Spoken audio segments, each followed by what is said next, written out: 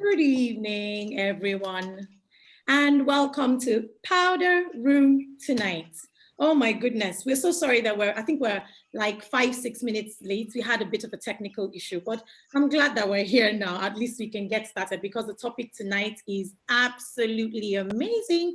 But just before I jump in, let's talk a bit about Powder Room. What is the Powder Room? Now, the Powder Room is a private space in a public place where you can, let your head down, have an honest conversation, gain uncommon sense, and get yourself together again to face the world with truth, tact, and tenacity. Now, it's just a group of 5 friends. So we're actually inviting you into our powder room to hear the stuff that we kind of like talk about. I'm not the only person in the powder room tonight. There are 4 other amazing ladies. And just like last time, you get to meet them. Ruth, the prof, are you here? Ruth, hello, everybody. How you all doing? Ruth, the prof, and I'm calling on Casey, the realist, to say hello. Hello, everyone. It's good to be in the powder room this evening. Good to have you. Thank you for your kind words. We appreciate every one of them. C, are you there? Yeah, I'm here. Hello, everyone. Welcome to our private space. Good to see you all. I see you guys every day anyway. And so where is Ada the Sage? Hi. Hello. I'm here. Hi, guys. So it's so queer because our powder room is an everyday thing. So seeing you guys is not so unusual, but of course, having people join us, to kind of get a glimpse into the kind of things we talk about, in our own private space is awesome. Thank you guys for the support. Thank you for joining us last week. And I'm sure you guys are going to have fun today. Yes. I'm sure they will, because the topic really is a juicy one. So today we're asking, do nice girls get the corner office? Yeah, so do nice girls get the corner office? And just to kick things off a bit, we didn't just want it to be our ideas and our own voice. So we went out to the streets, we did a vox pop, and some people sent in their opinions. We're going to share that with you now, and you'll get to see what they think about whether nice girls get the corner room or not. Hey, pretty lady, you tell yourself that you... Do nice girls get a corner office? Corner office? No, they don't. I don't know. Yes, they do. Nice girls don't usually get the corner office. What's the corner office? No, nice girls do not get the corner office. What's the corner office? I'm wondering, what is the corner? Well, I have to check my dictionary. I don't know. So that's it. That's people's opinions about whether nice girls get the corner office. And so what exactly is the corner office? I think we should just even start off from that point. What do we mean by a nice girl? Who's a nice girl? She's that good-natured, sweet, kind, pleasant, agreeable, subtle, that delightful lady in your office, the goody two-shoes, the one that is always there on time. Everyone seems to like her. The funny thing is, I think many of us fall into this category. But then anyhow, the corner office really is that, it's a balance. What it means is it's the juiciest spot in the office. It's got the most space. It has the loveliest view and is reserved for the boss. So we're basically saying, do nice girls do they get up? Do they climb up the corporate ladder? And I'm wondering how we even got put into this this box of nice girl. Yeah. So Kash, that's it. That's so funny, but it's true, and it's actually true that women are nice girls. And it's always good to always ask ourselves questions like, how did we get here? Which was exactly what you're trying to say. And I'm going to say that it's the stereotype, basically. And these stereotypes, how have they come about? It's tradition. So, from time immemorial, and it's not just something peculiar to those of us in Africa, it's just a global thing, right? From time immemorial, women had always lived very triangular lives. On one hand, they have the husband, on the other hand, they have children and extended family, and then them.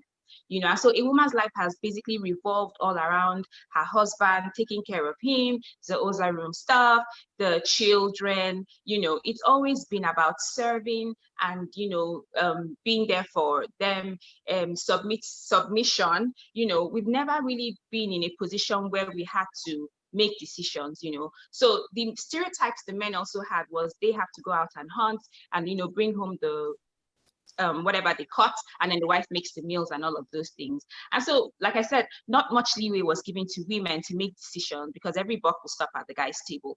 And in making decisions, that's actually where people build some of those qualities and skills that they need to thrive in a workplace, you know. And so even I recall when I was growing up, my mom would tell me things like, shh, don't talk too much, you're too forward, you know, all of those kind of things that they tell you. If you don't smile, you know, you won't be attractive, the man won't want to marry, and all of those things. Like, you know, even in Igbo land, they have this proverb where they say, Ugo wine budia, you know, the glory of a woman is in her husband. Even though I know 21st century women would be like, no, don't say that. But anyway, these things were always there. And so up until the First World War, the Second World War, and then the Great Depression, you know, women gradually started getting into the work. We started working in factories, you know, making ammunition and all of those things. Of course, by the time the Great Depression set in after the war, Second World War, it was women had to be in the workplace. You know, there was no saying that we were going to be there. But how far we have been able to climb the organizational ladder is now another piece of cake. You know, so I think that is where we're coming from. Yeah. And I think I find that very interesting, because even when I look into the educational context, it's very similar to the story you just told. When I'm looking at the stories we're reading to the kids, you know, stories like Rapunzel, where if she does not let down her hair, so she kept on letting down her hair when they told her. Meanwhile, you know, the person climbing up is going to beat you, but she kept on letting down her hair, and a prince had to climb up to help her. Cinderella is waiting for Prince to get her out of her house girl situation. Even Shrek, Fiona was waiting. Sleeping Beauty is asleep until a prince kisses you. You know, these are the stories we tell. So somehow we're creating an impression for girls that you need to wait for one Prince Charming to come from nowhere. Even when we're talking to children, when a girl comes and says, oh, you look so pretty. When a boy comes in, oh, you look so smart, strong, you know. So we're giving girls the idea that until you're pretty, you don't mean much. If you're not smart, you don't mean much. We can even say to the girl, don't worry, you will marry the president. What's about being the president? She can be the president. So this is really very interesting. And I wonder, you know, looking at statistics and looking at HR, how all of this how it comes to play. What exactly is data saying?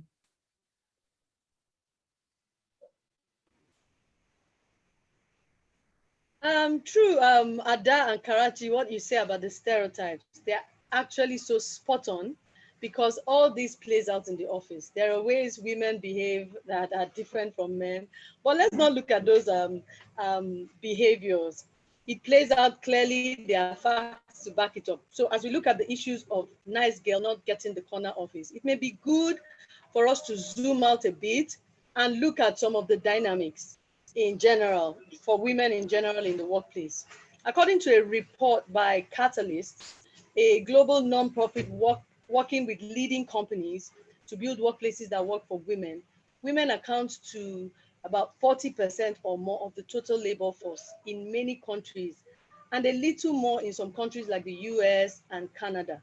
In most other countries, the stats are much lower. Then when we now start looking up to, you know, senior levels of the organization, we see a significant drop in representation. So more women tend to drop out of the leadership game. So as the workforce goes higher, you know, the participation or representation by women goes lower, funny enough, you know. And so when we look at it, we see some like 29% in leadership, and then 20% in the board of director seats. This shows clearly that there's something, you know, there's something kind of preventing women from climbing. You know, we don't know whether, you know, it is the proverbial glass ceiling, or is there kind of like a barrier that says, okay, somebody can pass or not? Or really, is it this niceness that majority of women in the workplace, you know, seem to exude that keeps them out of that, you know, getting into that corner office, that choice leadership position?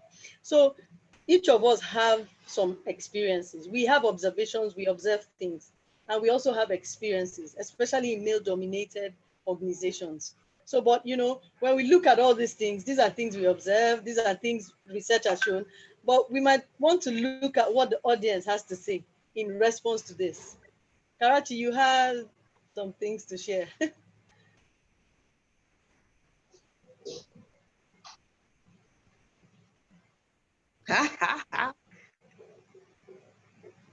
Hello, Karachi. Kara, Interesting comments. you need Sorry, to yeah, unmute. so look at the comments, yeah. So it says, yes, they do, but only commissioned and effective in running errands. And there's another one, but the one I want to, really spotlight on is the first one that says, nice girls get a big, fat, nothing, all. Bad girls seem to get the best of everything. Very interesting thoughts there. Wow. Tara, can I jump in? Can I say something? Please do. Yes, so I saw something that, got me laughing. I saw the bad girls get everything, I think it would be fair to classify the not nice girls as bad girls, okay? Because the way it's described, it makes it look as though ones that are seemingly doing the right things, to get the corner office are now termed bad. That will not be fair at all. But having said that, I would like to say that in all ramifications, okay, the workplace is not your home. So some of the things Ada was describing about the woman, are the things that have made us over time, made us strive for particular roles. So you see administrative roles, you see roles that have to do with serving coffee, serving tables. While that is very nice, usually there's a reason to get the corner office, which has more to do with value, which has more to do with impact. That when you are down there, there's really little or no impact that you can make, right?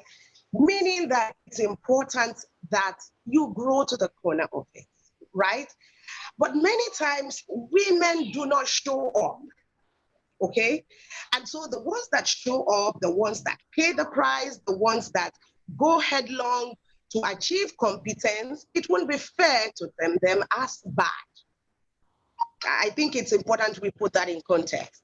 That someone has worked on herself to become a leader does not then mean that she is bad. Because the truth is, those leadership traits are important for us to achieve the results in the workplace. I know there is a group that probably have other things they do, schemings and all of that to get to the top. I wouldn't want us to center on the exceptions. For every rule, there will always be exceptions. For every scenario, there will always be exceptions. It wouldn't be nice for us to sit on the exceptions. Having said that, it's important to quickly say that competence has no gender. So for workplace, what we need to see are results. What we need to see is the capacity, the capability to get work done. And if we go by that definition, then, looking at the work, we can't say, oh, a woman did this or a man did this. Meaning that if I, put I don't want to use the word pressure. If I put the effort on building my capacity, on building competence, I shouldn't be termed bad. So women oftentimes do not want to put an extra effort. Permit me, but this is the truth. We prefer the mushy things. We love to do makeup. We love to do fashion. We do not like to exert our minds. And this is a critical issue. Your IQ needs to be developed. Beyond the natural ability, of your mind to think, in the workplace, you must engage in constant personal development. You must always develop yourself. And there's no way you develop yourself that it won't show up in the work that you do. Aside your IQ, another critical component to build is your emotional quotient. These two things are, I'm not saying women are not it, but these things seem strange, in the world of women, building your mind, building your emotions, okay? The four components of emotional intelligence, also encapsulates, the SQ, the social quotient. And that's merging your emotions, your emotional intelligence, and your social intelligence. Those four components addresses your self-awareness, understanding yourself, understanding others around you, knowing the other people around you, having social awareness. When you talk about social awareness, you're then talking about, things like the corporate culture. In this environment where you're in, what works, what doesn't work?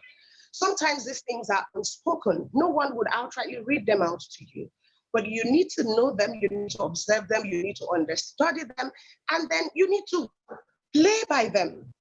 So maybe that's what you would then call playing politics, but the truth is you need to understand them, play by them. You need to have social skills.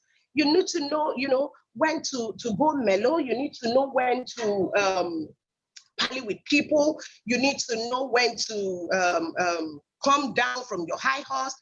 You need to be able to have that robust interplay. So a combination of your IQ, your EQ, SQ, social quotient, intelligence quotient, emotional quotient, social quotient. These are all things every woman should have in her pocket. And this has nothing to do with whether you are male or female.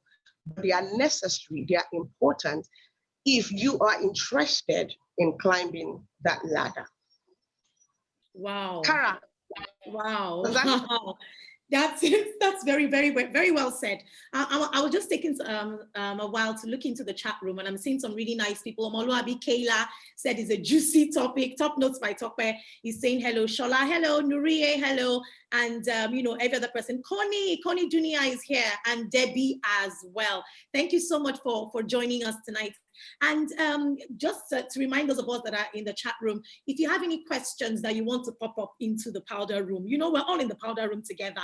We're just the face of the powder room. All of us are in here. So do ask us your questions. You want to send a private email, or you want to ask for a friend, those kind of questions that I'm asking for a friend. Yes, hello@powderroom.com. Powder room. I'm doing the R because it's double R. So Casey, I've heard you really well, and I understand what you're saying, but what about those corporate organizations where you can do everything right and still not get the corner office? You know what I mean? Those testosterone-driven organizations. What about those sorts of places? Who's going to help us with that? So you're talking about the men's club, right? Yep. Casey, can I go ahead? Yes, please. Yeah. Yes, okay. please. Yeah, so the men's club, not a myth, real life, and somehow women tend to, enable the men's club to keep thriving. But of course, there's some Beijing movements up and down, and diversity and inclusion initiatives. Some are extreme, some are working very well. Okay, so let's not go there. But there's something I want to say before I, drop my comments. Not every lady has a desire to be in the corner office. Some because of imposter syndrome, which is another topic on its own, and some because, hey, I'm okay where I can be. Okay, so imposter syndrome generally is that insecurity a woman feels, or people feel generally, to say, oh, I'm not good enough for the corner office. I may never get there. Even when you're giving commendations, you're giving awards, you're self-doubting. You're doubting yourself. So that imposter syndrome is something I think also affects people not desiring. But I think every woman should aspire to get to the corner office, because naturally the way God created us, when we hit a level, we desire for the next level. When you stop desiring and aspiring, it affects your performance. It affects your own personal joy and everything. So I think anyone out there who is not aspiring, start aspiring. But there's a thin line between desire and desperation. So that's a note to watch, okay?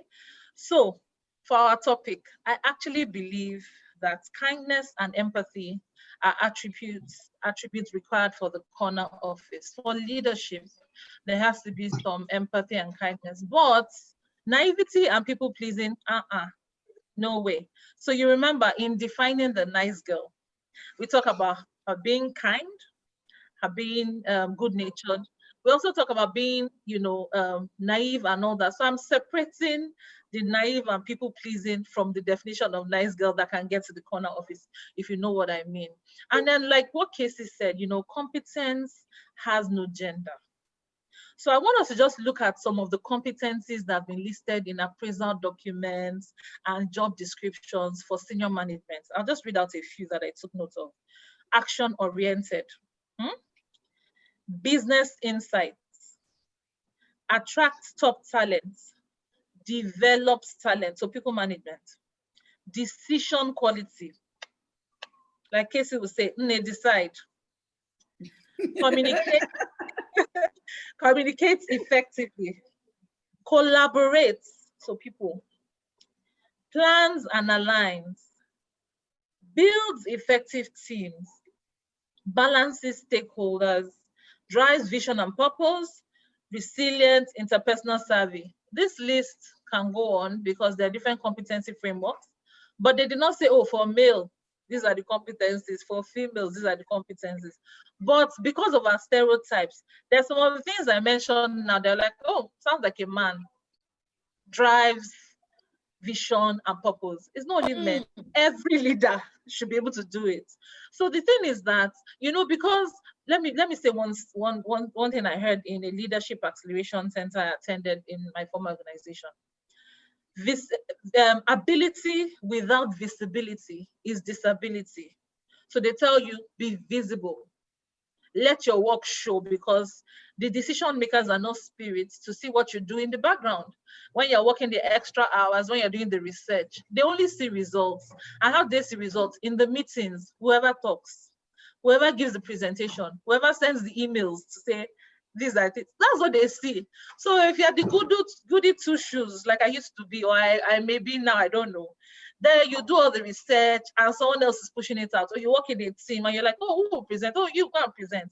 Then you've done all the stuff, you've written a very powerful document, but someone else is being seen doing this. The presumption usually is that the person did most of the work. So you now have to decide, what do you really want? If you want the corner office, how do you want to get there? Because nice girls that are kind and good-natured, yes, but the ones that are naive and people pleasers, So you decide, what are your values? What are your priorities? What do you want to achieve? And in doing that, I just advise, have a checklist. There are some keywords you look at and say, do I have these things? Agility, and I'll put kindness again. I'll put empathy, integrity, assertiveness, and resilient, tenacity. So can someone be tenacious and be nice? Check it. I think so. So when you see that it's about these competencies, and different personalities can actually, push out these competencies in different ways, then, we start having those conversations with ourselves and start, reviewing. But let me just stop here and allow others to talk. But it's not an easy topic to address. It's not. Yeah, Ada? Yeah. I actually wanted to ask a question. I heard what you both said, very brilliant things. But I wanted to know in specific details, I'm also listening in, right? What specific things? Because you and I know Casey, the realist, you two are corner office chicks. You guys have gotten it from size. Yes. So what specific things do you think that women do that undermine their chances of getting the corner office? I'm sure Casey has quite a number of examples, but the one example I'll give is emotional outbursts. So you're in a meeting, let me just give an example. You're in a meeting, and of course, guys like to cut women, to bully them when they're in a meeting. So you're in a meeting, and then someone interrupts you, and you say, excuse me, I take exception to that. Please excuse me, let me just finish what I'm saying. And then they see it on your face, and emotions are rising. And then the bosses or the top decision makers in their heads are saying, she's very emotional. She cannot lead, blah, blah, blah. But guess what? Do the same to a guy, and he just clears his throat. Excuse me, Chima, can I just finish what I'm trying to say? Then you can speak afterwards. May I? Okay, thank you. and the same thing you were trying to achieve, the guy has now used his husky voice and just a few words and a straight face to communicate the same thing. So those are the kind of things I'm talking about. Casey? This table you are shaking, Chinwe. It's shaking. I am even shaking on it. Yeah, thanks. In response to your question, I say to women every time, I say to a lot of my mentees who aspire to lead, I say to them, is no business of anyone in the workplace the limits that life naturally poses on you. So you do not expect them to understand. Expecting them to understand is naivety. Okay, expecting that someone at work would know that is because your child had to run late to school, that's why you are running late to the office, is, so I usually say to them, and that's what I will say to anyone listening this evening, you would need to pay the price. It may be double the price. You may need to read extra hours in the night when everyone is asleep. You may need to cook late hours just so that you can meet up. You may just need, because the truth is, time management, like we've said, self-management, those things has nobody's name on it. If we keep using them as excuses, then we automatically are saying that we would need to relegate those roles only to the male folk. And the truth is, there is a flavor the woman also brings to the workplace. Male and female made he them. Both of them he gave dominion. And so I say, you just have to pay the extra price to balance it out and ensure that you put your best foot forward. And even when you're not able to do that, right, and you fall into some of those troubles where no one is understanding, do not expect that they will understand it. Do not expect that everyone at work is like family for you. It's work, it's not a dinner party. Okay, do not expect, I think C talked about emotional outbursts. Do not come to work and go all teary. You can put your tears on schedule. You're a woman, no one says you can't cry when the pressure, everything is there, but put it on schedule. You can bring out 2 a.m. to 3 a.m. in the middle of the night and cry, deep and soft. But the point is, we just need to get it clear, right? That the workplace is no dinner party, is no ballroom dance. It's a place to work, achieve results, and the employers of labor are not smiling. Almost every employer is a capitalist. They have their money to drive, they have their results to drive. I am also an employer of labor, so I put myself in those two shoes. I've worn both caps and I put myself in both shoes. And who would want to run his or her business down because, he wants to give you extra room because you're a woman? I mean, so, did I answer your question?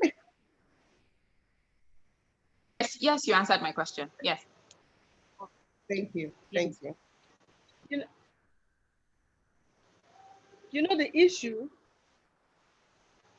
one of the issues we've observed in the workplace really is that a lot of career people, like Casey just mentioned, the people in leadership, they wouldn't want you to run down their business.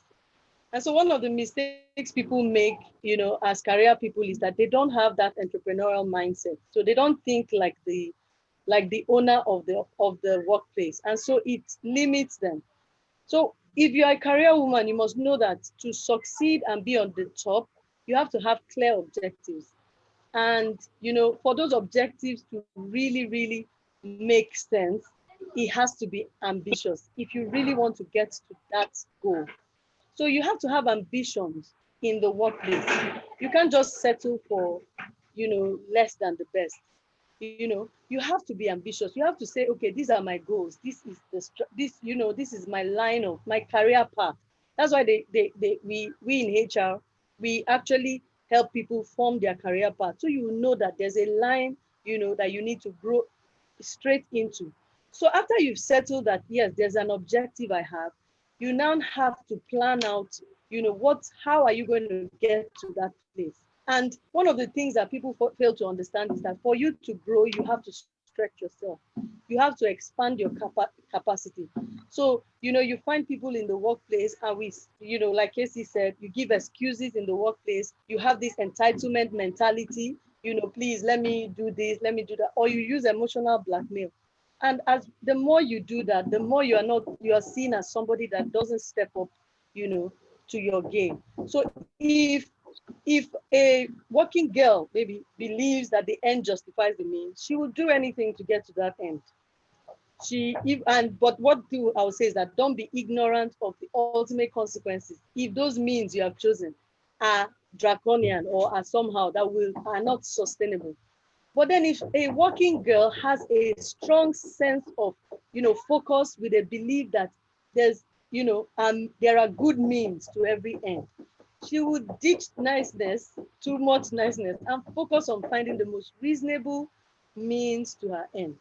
So that's basically how it works out in the workplace. So if you have a goal, you have an objective, have a plan, have a strategy that is sustainable and that will get you to the top, and develop that entrepreneurial mindset. See it as your business. Get all the skills and all the competencies to move you ahead. Wow, very well said. Thank you so much, Ruth and Casey. So many things you're saying. Can you hear me? Can you guys hear me? Yes, I can hear you. Yeah, so there's so many things you're saying were really bouncing off in my head. Casey said you need to pay the price. It may be double the price, but you need to pay it. And just when Ruth was talking, I just thought of something. Not every corner office is a location. Some corner offices it's not the physical location. It's just the fact that brilliance and influence dwells there. So if you're a person of brilliance and influence, even if there's no door, not to talk of a nameplate on the door, you can still have a very powerful influence in your organization. Thank you so much, Casey and Ruthie. Very interesting thoughts. And just to get back to you guys that are in the chat room, please, if you do have your questions, remember to drop them there, or you can send us a mail at hello@powderroom.com. I'm sure you're listening to all these things. You're a girly girl, and you're hearing all these "do nice girls get the corner office?" In fact, your necklace is not helping matters tonight because you're just the most girly of us all. How are you feeling? How does this rub off on you, hearing all of this? Do you have to ditch your girly girlness? And again, different temperaments. People have different temperaments. So what do you have to say about all this? Okay, I will speak from my own experience. I always thought that you have to be a certain kind of way to be the office girl, the power woman in the room and all of those things. And there are stereotypes too that haven't helped matters. I noticed that most women then who used to be the ones at the forefront in the office, either they have low cut, they don't wear makeup, they are not flashy, they look very manly. There's nothing about them that's interesting. But I appreciate one of the points Chinwe was raising about being authentic. You find that we spend most of our life in the office from 8 a.m. till 9 till 5. For some people, it's even till 9. You're at work, and if you're going to spend the greater part of your life somewhere, it better be a place where you're happy and where you're authentic. For how long can you put on a facade? So me, for example, I know that there are certain kind of women who are like me, who are very, very feminine and like to play up their feminine features. It just comes natural, and that's how I am. I'm just always going to be that. So I had to start thinking, is it that I will undermine my career if I'm a feminine person? But I want to create bust a few myths, let me say so. Many people think that femininity is about teasing and flirting with men at work to get what you want, and that's far from the truth. Femininity is more like you embracing your ability to be vulnerable. It's patience and it's understanding. It's all those other things we talked about that make us a woman. And you see, one of the things we have to understand is we don't have to be like men to get ahead in our careers. We just need to shine and allow ourselves be true to who we are. Some women are more masculine in the way they address things, but some of us are not those kind of people. So look at it this way. You have a cutlery, the spoon, the fork, and the knife. All of these three cutleries can work in synchronon to achieve one purpose. And what is that purpose? To aid eating of a meal. So the knife is to cut, the fork is to pick up the food, and the spoon is to scoop. None of them are fighting to be the other. They are just in their place. And so when I got to understand that I'm a woman, this is who God has made me to be, and I am this kind of lady, I'm just going to allow those qualities, ooze through me. So I find that, and if you also look at the way companies are shifting, you will see that there's a lot of de-emphasis on the very harsh and brash environment, working environment. Companies are moving more towards inclusion, empathy. You hear, about more policies, trying to understand what the staff are feeling. HR is also changing and putting on a more human face. And I tell you, these qualities, are, very, very motherly and very feminine in nature. So I think that I would also want to clear one other misconception too, because femininity, like I said, is not about teasing and flirting with men. But you see, if these are all the features that you have as a very feminine woman, then you also would start looking at other non-verbal communication that could be undermining you in the workplace. What I'm trying to say is women can be expressive, but you see, there's a lot of non-verbal communication. There's a posture you have, physical posture that you can have that is suggestive of something else than what you are trying to say. Do you understand? Some people, so when you're talking as a woman, you want to maintain eye contact. You want to de-emphasize side views because the person can take another cue and misunderstand what you're trying to say. It's not every time in communicating certain points that you must necessarily wear a smile. You want to maintain eye contact. You want to keep your shoulders up. You want to sit up when you're talking to make your point, But all I'm trying to say in all of these things is that women can project power, authority, and confidence without compromising her femininity. And then a last point, you see, what we have talked about today borders a lot on positional corner office. But do you know that there's also the corner office that may not necessarily have the description, but you are in a position where you are influencing the people who are making decisions in the company? Do you understand what I'm trying to say? Some people are not, and that was what was talking about, social quotient, knowing who the power brokers are. Sometimes the power brokers at work aren't necessarily the ones necessarily sitting on the office, So be like the neck. And that is how I have understood myself. I'm very self-aware of who I am. Very, very. I know, so I don't struggle trying to find where I am. But when I get into a new environment, like the chicken that will stand on one leg, the local chickens do that, they stand on one leg, and hang it in the air, and then they look. When they find their place, then they rest their second leg on the ground, and then they find their and then they find their footing. That's how we should be as women. I know that many of us have a lot of influence. Even if you're not able to get into that spot particularly, what can you do to help management? So finding your place, like I said, the neck helps the head to have a panoramic view of what is going on around, and that's a very powerful place to be. So, that's my own 2 cents, as the girly girl that I am. What Ada said, I don't know, Cara, let me just add something. What you said, when you started talking, it reminded me of something one of my mentors used to say to me, nice Chinwe, the workplace is a war zone. Just as they're smiling, take note of that. Not everybody means well. And it's the truth, actually. The workplace is a war zone. But that example, Ada, you gave about the cutlery, fork, knife, spoon, they do not fight. Everyone is, doing their own thing. So what I've added to that statement is, yes, the workplace is a war zone, but the enemies don't have to be human. So we meet targets, we accomplish goals. Those are the battles we should face, not fighting with one another.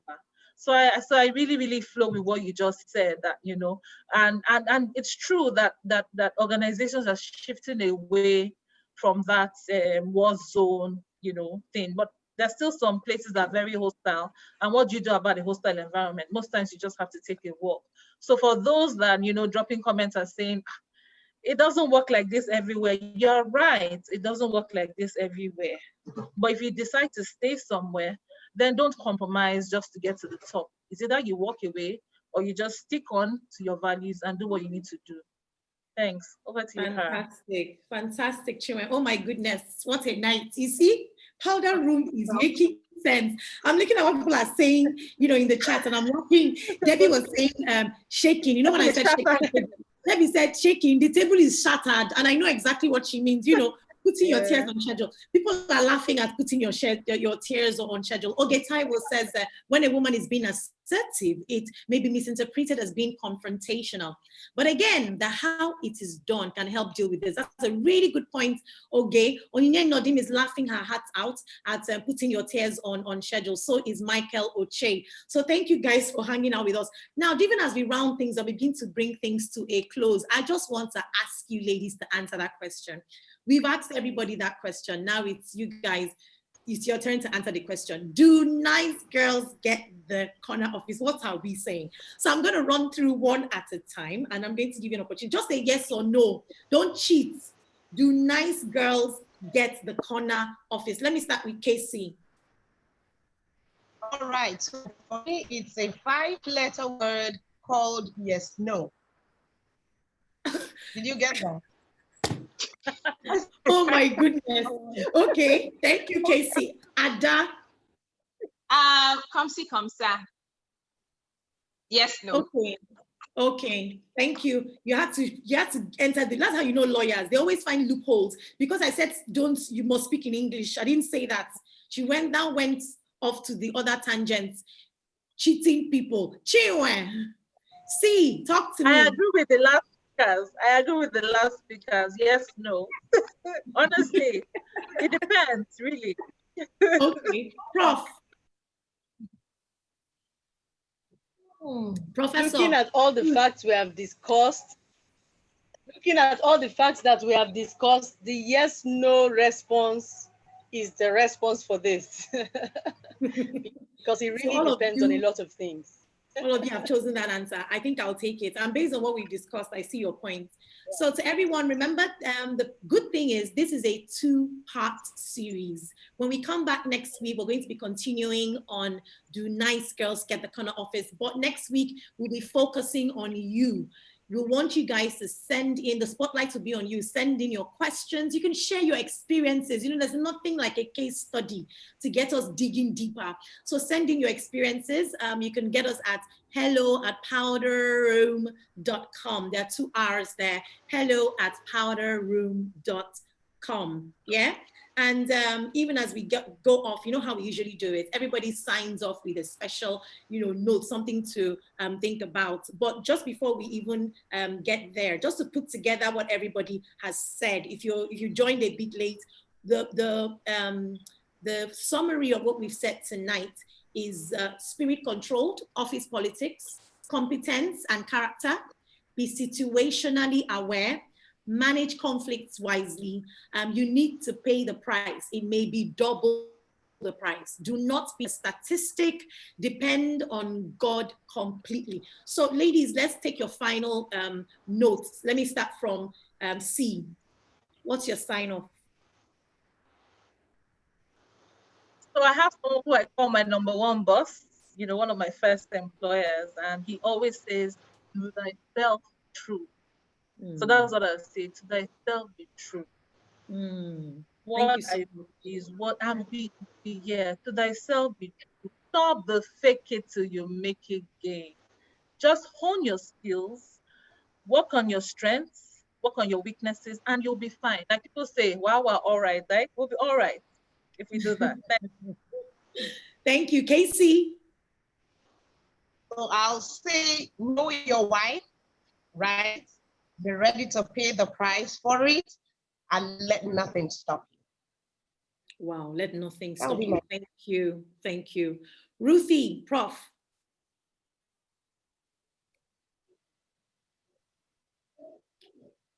Okay, so what I would say is niceness is good, but it won't get you ahead at work.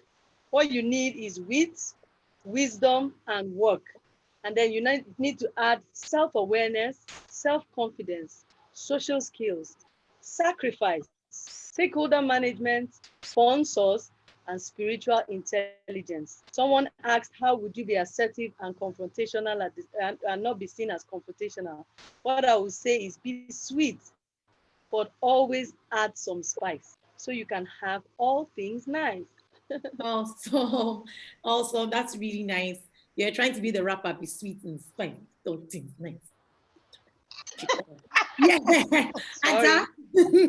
Yes. So in my signature style, I will sign out with a proverb.